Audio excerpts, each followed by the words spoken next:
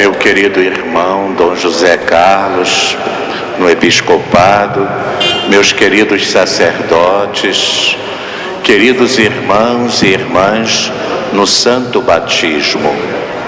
Estamos nos preparando para celebrar o grande jubileu, o jubileu de diamante desta querida diocese de Divinópolis. Estamos no mês de maio, um mês que nos convida a contemplar o mistério de Maria, Mãe de Deus e Nossa Mãe.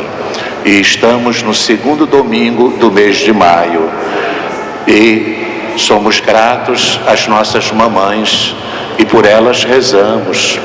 E desejamos que elas possam, a exemplo da Mãe do Céu, conduzir também seus filhos ao coração de Jesus.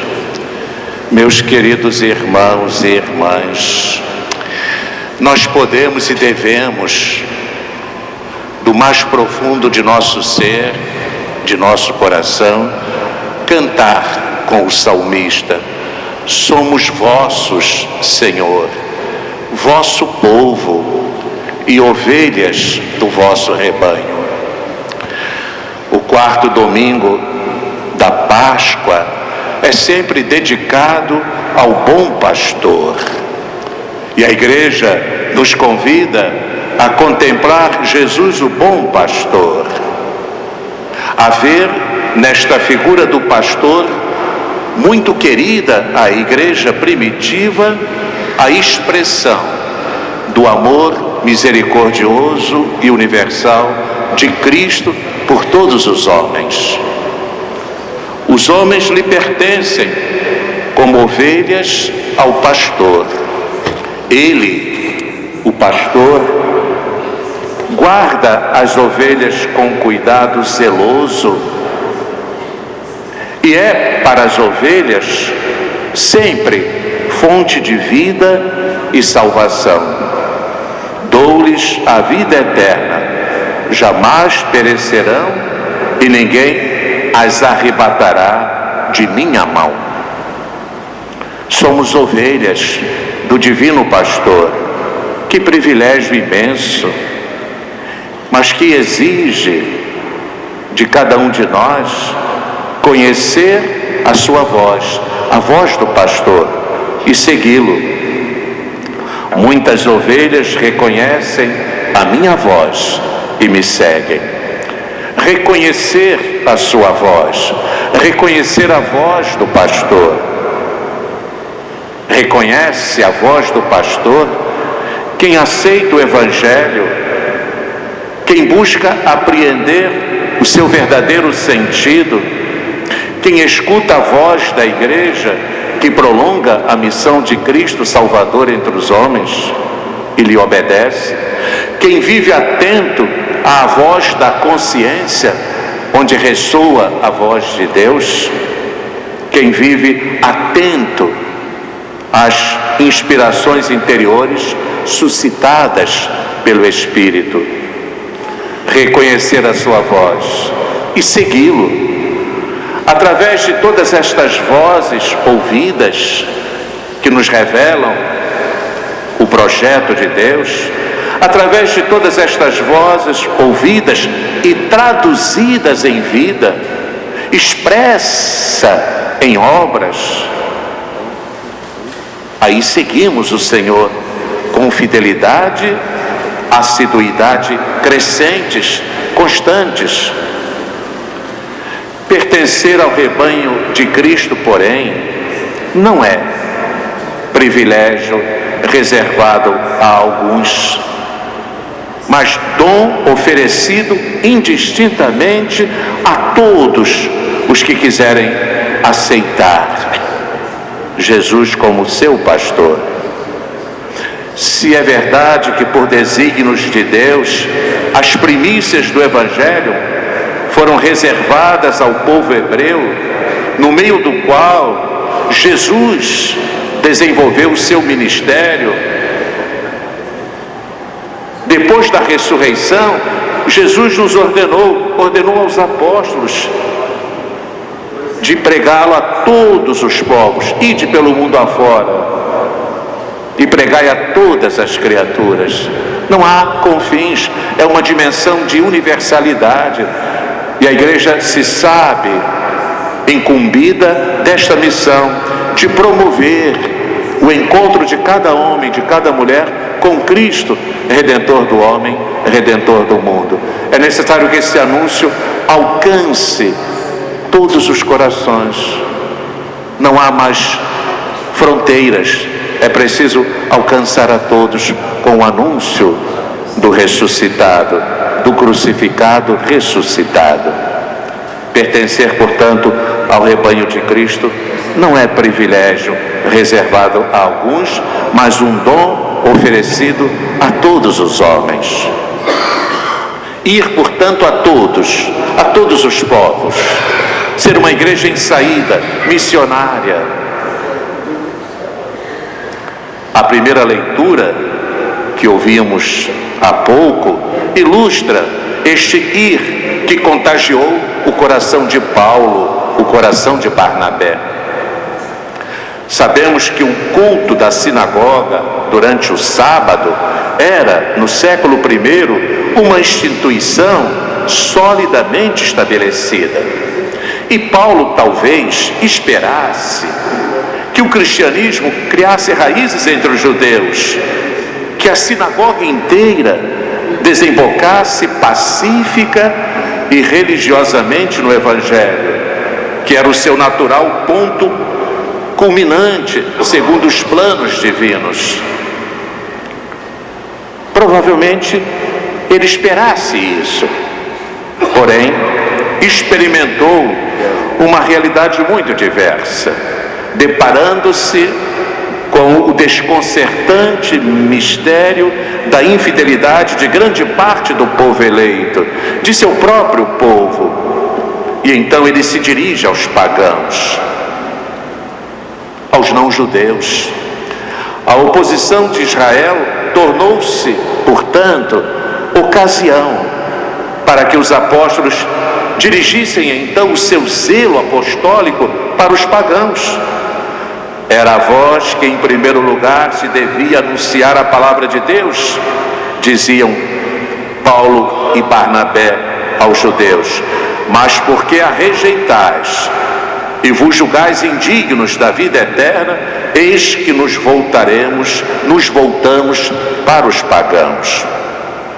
Mas, todavia, a evangelização do mundo pagão não é apenas uma consequência do endurecimento dos judeus.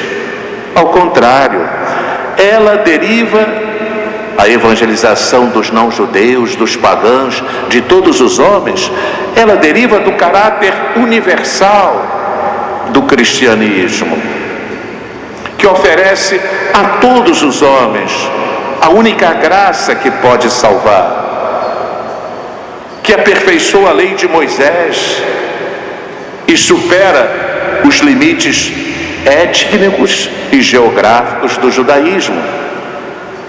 Paulo e Barnabé, apoiados nos textos sagrados, afirmam que a partir de então se dirigirão em sua missão aos gentios. Entretanto, nós sabemos, pelo livro dos Atos dos Apóstolos, que eles continuaram se dirigindo em primeiro lugar aos judeus.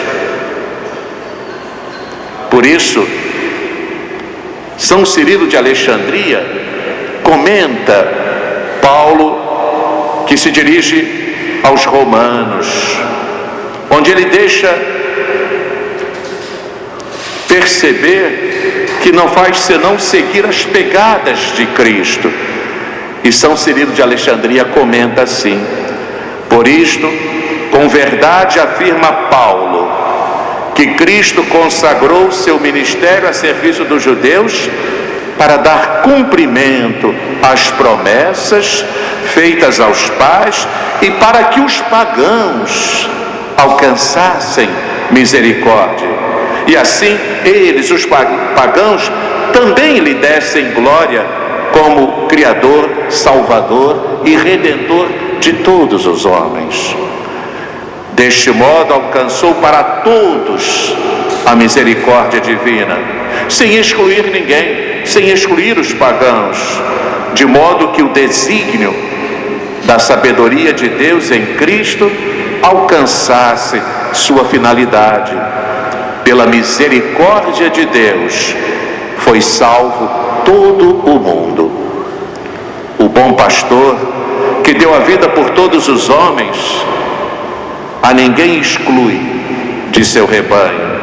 Ir ao encontro de todos os homens é missão da igreja. A razão de ser da igreja não é outra senão promover o encontro de cada homem, de cada mulher, com o mistério de Cristo, Redentor do homem, Redentor do mundo. Amados irmãos, não se pode conceber este redil como lugar fechado, destinado somente a recolher e guardar os fiéis, mas como espaço aberto, sempre aberto a todos os que nele querem entrar. Sua porta é ampla, convidativa, como amplo, aberto, escancarado é o coração de Cristo, que se quis definir a porta das ovelhas. Amados irmãos e irmãs, quem aceita passar por esta porta será sempre bem acolhido e encontrará a salvação. Quem passar por mim será salvo. Esta atitude de abertura, ela confere à igreja aquele caráter de universalidade que Jesus Cristo, seu fundador, lhe imprimiu, e aquele dinamismo que a torna sempre viva e fecunda, uma igreja em saída, uma igreja missionária, que vai às periferias geográficas e existenciais. E isso gera em cada cristão, em cada batizado, o compromisso missionário, o comprometimento missionário. Nós encerrávamos ano passado o ano do laicato, que constituiu para todos nós certamente uma preciosíssima oportunidade de crescimento na sinodalidade, no caminhar juntos, na comunhão e participação e na missão comum a todo o povo de Deus. A sinodalidade, o Papa Francisco, falando sobre a necessidade e a beleza de caminhar juntos, ele afirma: o caminho da sinodalidade é precisamente o caminho que Deus espera da igreja do terceiro milênio. E Francisco, nosso amado Papa Francisco, sempre insiste que sínodo é nome da igreja. E já São João Crisóstomos ensinou que igreja e sínodo são sinônimos. Caminhar juntos, a comunhão e participação, efetivar o processo de participação dos vários sujeitos eclesiais, contribuindo para a consciência e o testemunho de comunhão como igreja. E a missão. Amados irmãos, a missão é o máximo desafio, é a primeira de todas as causas, é paradigma de toda a vida da igreja. Não podemos ficar tranquilos no templo, nem dizer, foi sempre assim. A vida é uma missão. Motivados pelas orientações do Papa Francisco, que nos convoca para uma igreja em saída, nós todos, e especialmente os cristãos leigos e leigas, evangelizarão com ardor, dinamismo, ousadia, criatividade, coragem e alegria. Não terão medo de se sujar com a lama da estrada. Antes, terão medo de ficar fechados nas estruturas que criamos. Eu sou uma missão nesta terra, nos diz o Papa Francisco, e para isso estou neste mundo. Eu sou uma missão nesta terra, e para isto estou neste mundo. Então a missão não é algo um apêndice, um momento, não é algo que possamos arrancar de nós mesmos, porque cada cristão pode dizer: eu sou uma missão nesta terra e para isso estou neste mundo. Meus queridos irmãos e irmãs,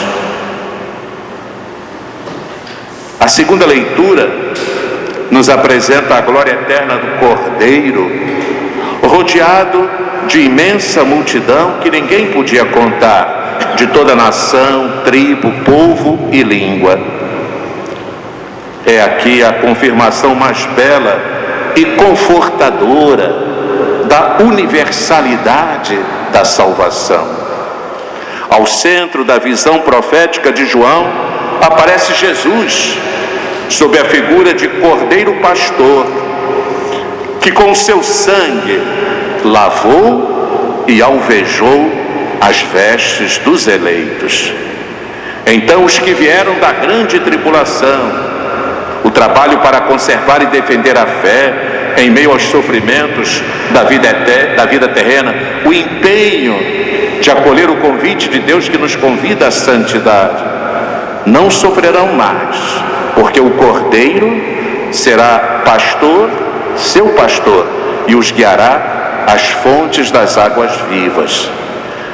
É esta a vida eterna que o pastor promete às suas ovelhas. Mas quando lemos essa passagem do livro do Apocalipse, como não arder em nós o desejo imenso de crescer espiritualmente, crescimento espiritual? Mas, amados irmãos e irmãs, tal crescimento supõe naturalmente ter sempre presente que todos na igreja são chamados à santidade. É ter consciência que ser santo não é privilégio de alguns, mas um convite feito a todos. A vontade de Deus é a nossa santificação, nos diz Paulo na primeira carta aos Tessalonicenses. E desta fundamental vocação à santidade, os santos são para nós sempre uma lembrança viva e um exemplo confortador. E eu gostaria de, recordando a partir do que ouvíamos na segunda leitura tirada do Apocalipse, daquela multidão diante do Cordeiro Pastor, de todas as tribos e nações, e recolher ali um convite que nos é feito para vivermos a dinâmica de nossa existência, buscando intensamente acolher a graça de Deus para que Ele realize a nossa santificação. Aí eu gostaria de lembrar São João Paulo II e o Papa Francisco. Compreendemos bem que, como salientou São João Paulo II na Novo Milênio Neunte, colocar a programação pastoral sob o signo da santidade é uma opção carregada de consequências. Significa, com efeito, exprimir a convicção de que, se o batismo é um verdadeiro ingresso na santidade de Deus por meio da inserção em Cristo e da habitação do seu Espírito, seria um contrassenso contentar-se com uma vida medíocre, pautada por uma ética minimalista e uma religiosidade superficial. Perguntar a um catecúmeno: queres receber o batismo? Significa ao mesmo tempo pedir-lhe: queres fazer-te santo? Significa colocar no seu caminho o radicalismo do Sermão da Montanha. Sede perfeitos, como é perfeito vosso Pai Celeste. E o nosso querido Papa Francisco, no início da exortação apostólica Gaudete et Exultate, assim expressa seu objetivo: fazer ressoar mais uma vez o chamado à santidade, procurando encarná-la no contexto atual, com os seus riscos, desafios e oportunidades, porque o Senhor escolheu cada um de nós para sermos santos e íntegros diante dele no amor.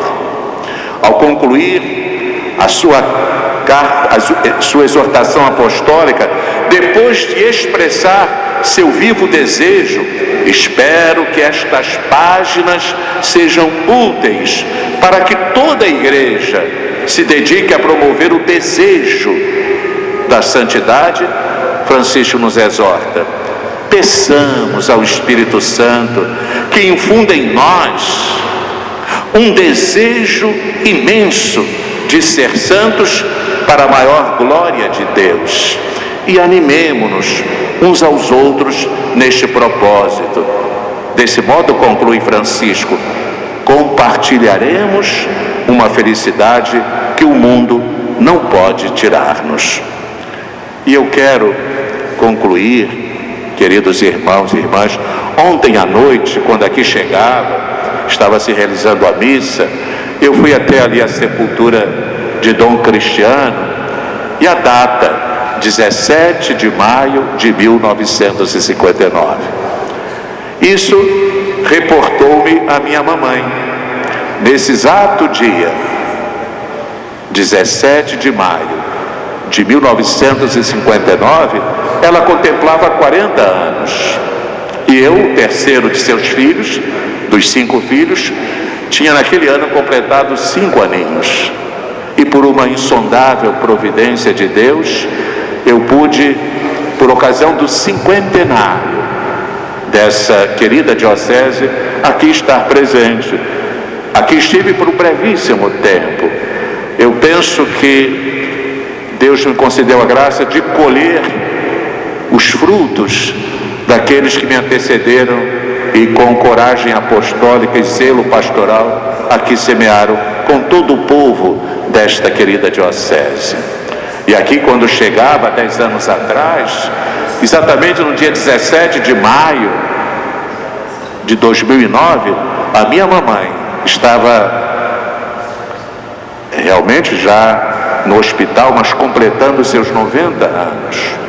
E quando aqui cheguei, eu dizia assim, há 10 anos atrás: a Igreja de Divinópolis nasceu e cresceu sob o signo do Concílio Vaticano II e de sua aplicação, porque naquele mesmo ano de 59, no dia 25 de janeiro, São João XXIII anunciava o desejo de realizar o concílio. E eu dizia 10 anos atrás, há exatamente 50 anos atrás, no dia 17 de maio de 59, festa de Pentecostes, o então padre Cristiano Portela de Araújo Pena era sagrado bispo e tomava posse da nova diocese. Meses antes, no dia 25 de janeiro, naquele mesmo ano, o São João XXIII, na Basílica de São Pedro, de São Paulo, fora dos muros, anunciava o desejo de convocar um concílio. E eu me dirigia a vocês naquela data. Dom Cristiano teve a graça de participar do Concílio Vaticano II, não poupou esforços no empenho de aplicá-lo, inclusive com iniciativas pioneiras. O trabalho prosseguiu com Dom José Costa Campos, de 79 a 89, e a partir de 1989, com o nosso querido Dom José Belvino do Nascimento, que entre muitos méritos eu destacava o grande apoio ao laicato, o grande incentivo à pastoral vocacional, o forte empenho na formação dos novos presbíteros, a criação do Tribunal Eclesiástico, da Cúria Diocesana, do Seminário Diocesano São José, em Divinópolis, a criação dos Conselhos Diocesanos de Pastoral e de Formação, a atenção aos meios de comunicação social, a compra das rádios, o Jornal da Diocese, a página na internet. E eu destacava ainda a assunção do desafio da pastoral urbana, lendo os sinais dos tempos e percebendo assim o deslocamento do foco rural para o urbano. E hoje eu aqui me encontro para, com vocês, celebrar dessa preparação do grande jubileu dos 60 anos. Aqueles que me antecederam, eu colhi as sementes por eles plantadas. E ao pastor que hoje, com generosidade e fecundidade, conduz esta porção do povo de Deus que lhe foi confiada, eu quero expressar a imensa gratidão pelo carinho, pela atenção com que sempre me acolhe.